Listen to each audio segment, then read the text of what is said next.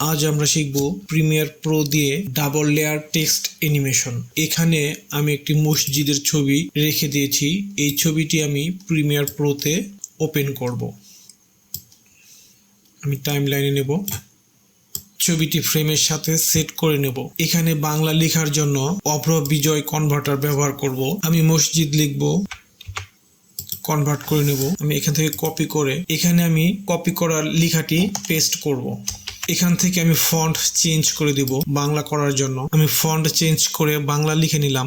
এটাকে এখন সম্পূর্ণ নিচের লেয়ারের সাথে সমান করে দেব। এটাকে আমরা একটু বড় করব। নিচের মসজিদের লেয়ারটি আমি কিবোর্ড থেকে অল্টার চেপে নিচের লেয়ার কপি করে নিয়ে সবার উপরের লেয়ারে বসিয়ে দেব। উপরের লেয়ার সিলেক্ট থাকা অবস্থায় ইফেক্টসে যে কালার কি ইফেক্ট আমি সবার উপরের লেয়ারে বসিয়ে দেব। এখন আমরা চলে যাব ইফেক্ট কন্ট্রোলে। এখান থেকে সবার উপরের যে কি কালার অপশনটি রয়েছে আমরা এখান থেকে এই পেনটি সিলেক্ট করে মসজিদ যেখানে বাংলা লেখা হয়েছিল ঠিক সেখানে আকাশের কালারে আমরা ক্লিক করে দেব এবং এখানে আমরা দেখতে পাচ্ছি সেই আকাশের কালারটি এখানে চলে এসেছে। এখান থেকে কালার টলারেন্স আমরা বাড়িয়ে দেব।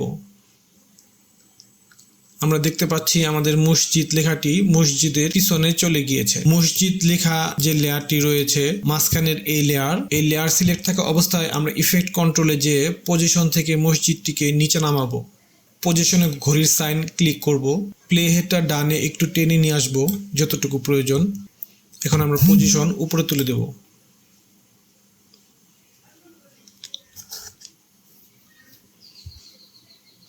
ডান পাশের কি ফ্রেম টেম্পোরালে গিয়ে ইন করে দেব এবং বাম পাশের কি ফ্রেম টেম্পোরালে গিয়ে আউট করে দেব। তাতে করে আমাদের অ্যানিমেশনটি অনেক সুন্দরভাবে স্মুথলি কাজ করবে। আমরা ইচ্ছা করলে এই মসজিদ লেখাটিকে কালার চেঞ্জ করে দিতে পারি এবং স্ট্রোক দিয়ে দিতে পারি। যেমন আমরা যদি এখানে টেক্সটের অপশনে চলে যাই, গিয়ে এখানে ফিল কালারে যদি আমরা এখানে ইয়েলো কালার দেই, স্ট্রোক থেকে আমরা যদি স্ট্রোকটি একটু বাড়িয়ে দেই,